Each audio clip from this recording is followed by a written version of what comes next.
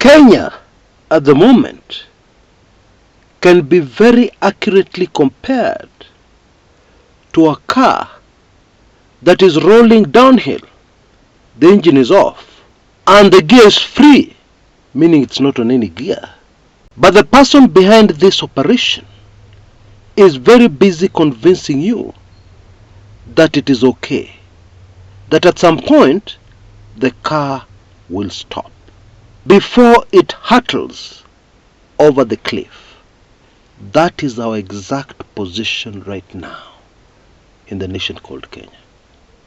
Now I'm sure you've heard that the Ruto administration has floated yet another Eurobond successfully, and the money is already at Treasury.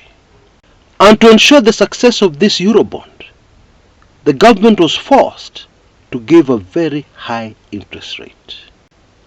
And all this Eurobond money, where is it going? Well, at least this time we know for sure. All that money is going towards paying the previous Eurobond.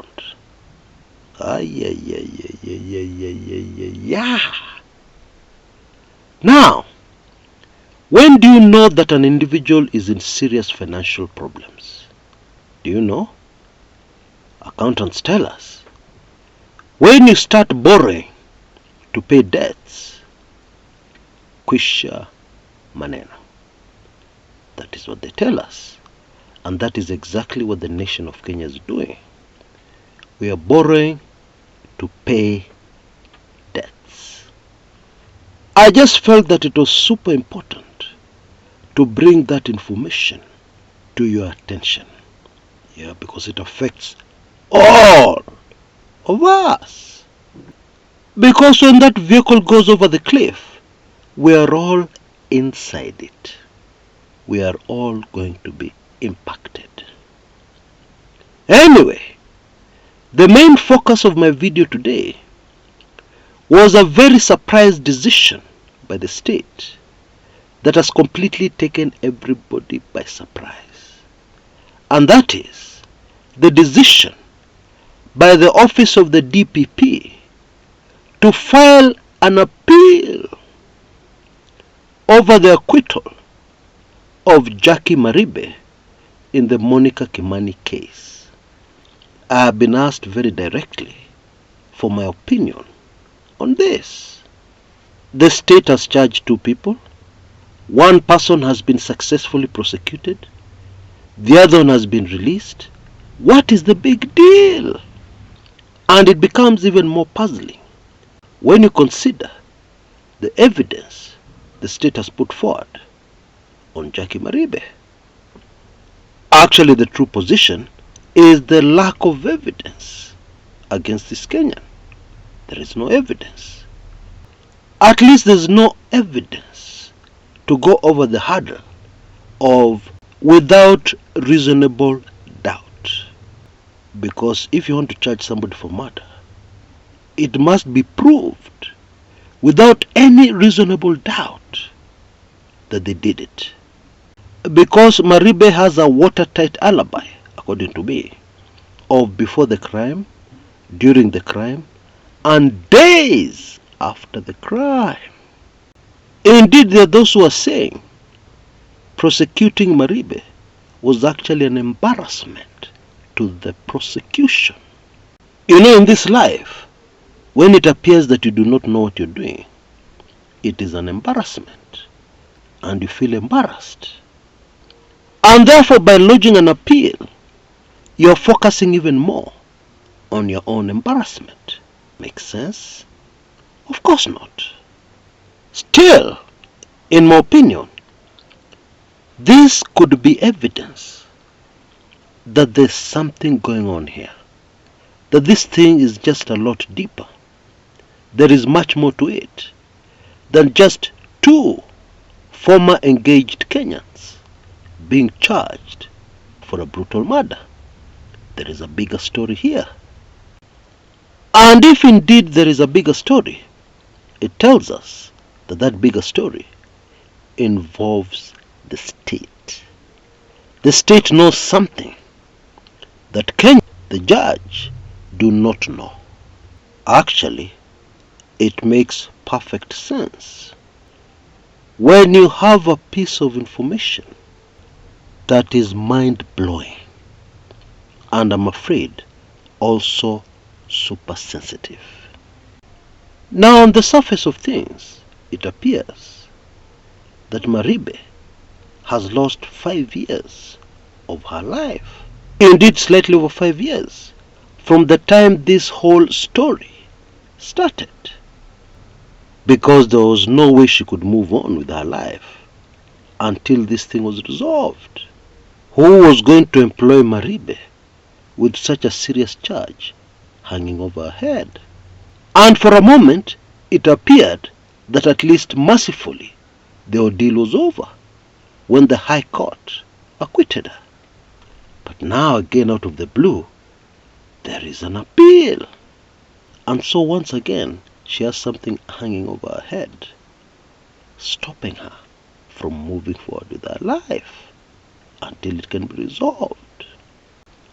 At least, that is how it appears.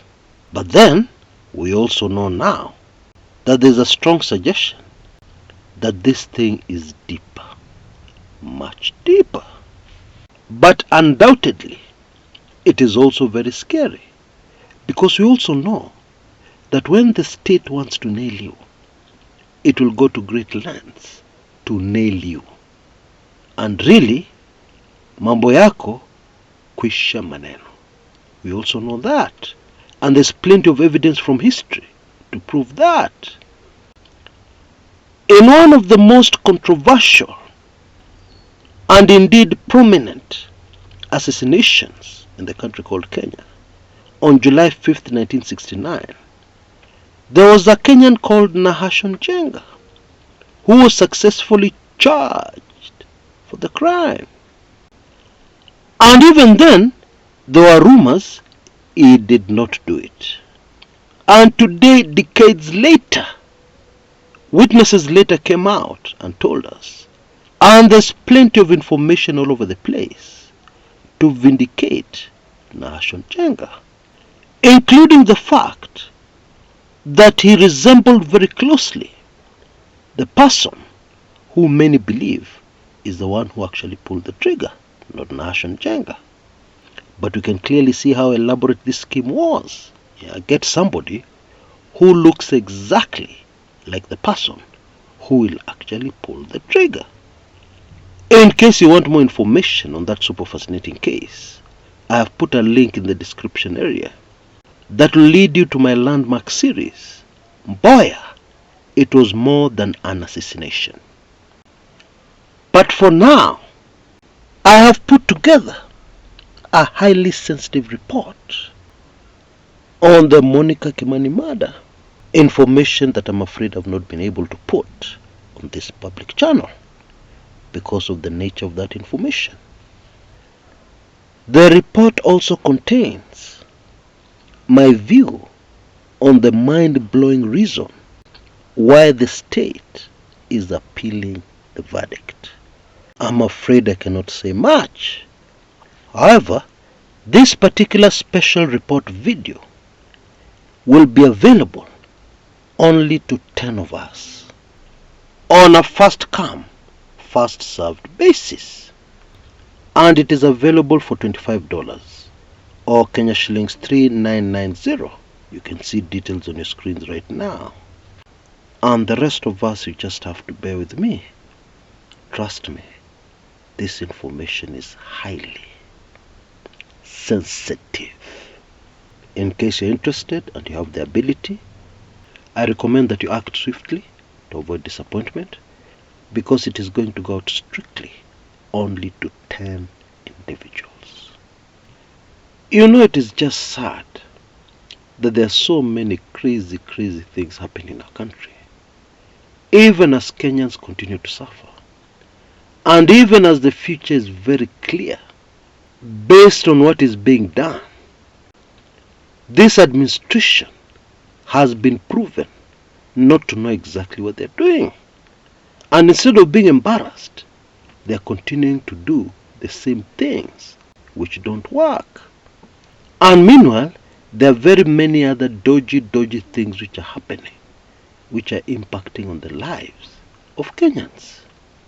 You will remember before the general elections, I kept on talking about the character of a man, the character of a woman, and the character of any government, is based on the characters of the powerful people in that government.